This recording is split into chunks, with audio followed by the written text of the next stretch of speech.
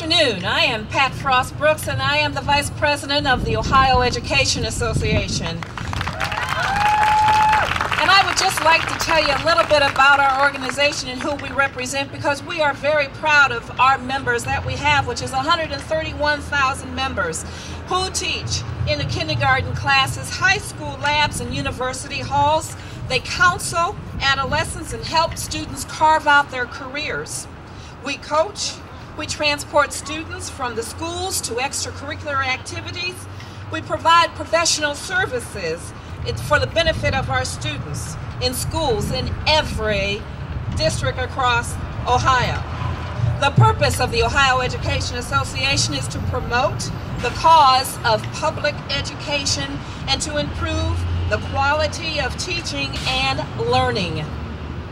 So we are more than 150 years, and our members, the OEA members, are involved in every struggle and effort to advance the finest America's education and a free public education for every child. I would like to approach NCLB from a different perspective. It may not be so different, but in a different way.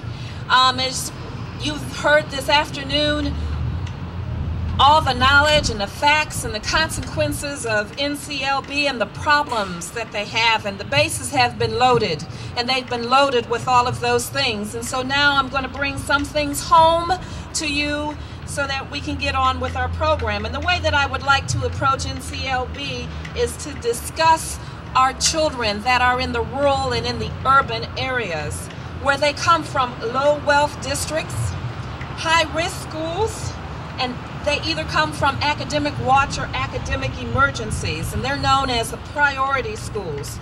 Those schools that have the achievement gap, where it is very prevalent. The achievement gap affects our economy, the students and the college that they choose or that they may not go to college, and it affects them getting a job and a career.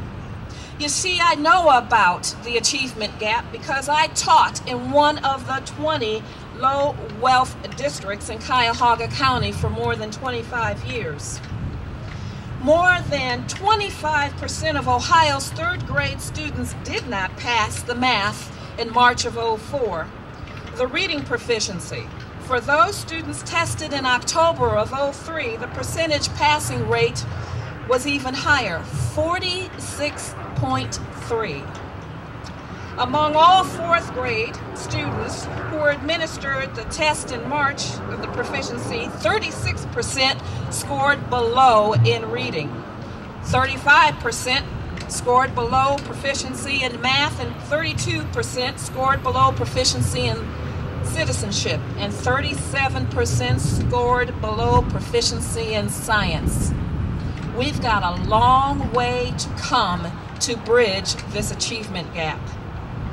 Altogether, Ohio must advance 450,000 students, 450,000 students beyond the 75th percentile to get them to the state accountability of 100%.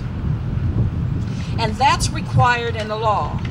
Even though the preliminary study shows that the estimated cost of the students to advance forward to that 100% percentile is going to be $1.5 billion. And the state hasn't even began to discuss how we're going to do that. To close the achievement gap among students of different races, ethnics, and socioeconomic groups, we must make more fundamental changes in our approach to both academics and the physical conditions of our buildings. First, the playing level must be leveled. We got to level that playing field so that everyone starts at the same pace. They have the same resources, qualified teachers and paraprofessionals, and the same equipment, so that everyone will be held accountable to the same standards. Second, so that no child will not left behind, provide resources. and access to preschool public education programs for those designed for those that are 3 and 4-year-olds in our poverty background. Phase in universal access to public preschool programs that are academically orientated for all 3 and 4-year-olds with funding at the federal and the state and parental sources. Enable universal access for all-day kindergarten with a combination of state and local funding. Preliminary results of successful programs show significant increase in reading scores, and children are kindergarten ready to enter the school, especially those that are in low wealth districts and minority students. Under the NCLB law, all students, regardless of socioeconomics, physical ability, or mental capability, will be judged in the same way with the standardized test. Students learn several different ways and they learn at their own rate. One test does not fit all. There needs to be multiple assessments, and if not, then thousands of our Ohio students will be left behind. Third, provide intervention. Provide intervention specialists in all classrooms where 50% or more of our students are not meeting academic standards. And then we have to eliminate the technology gap. Reinvest our classrooms with the technology that will enable them to get on the web and be a part of the World Wide Web.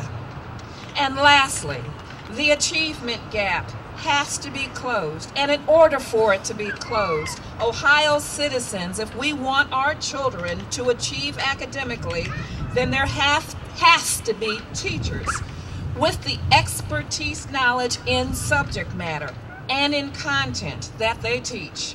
That means eliminate out of certification teaching. Often teachers are placed in assignments that they cannot teach or that they aren't qualified to teach. And some of those teachers, you know where they are placed, because we have been fighting that battle here in Ohio for several years, and it is growing. And there is one of those schools I've read in the paper this week, right over there at City Center.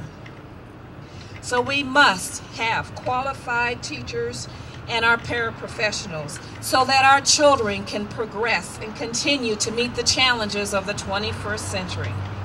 Only after these changes that are funded and that are implemented can we hope that we meet the standards of NCLB and realize the promise of all Ohio's children.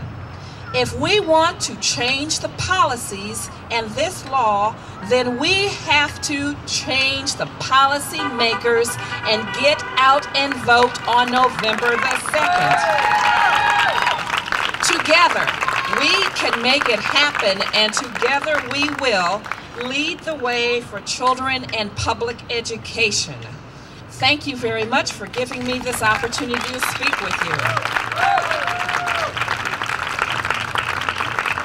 And right now, it gives me great pleasure to introduce our National Education Association Vice President, Dennis Van Roekel. He has been a teacher for 25 years. He has taught math in Arizona, and he has been our NEA president since 2002.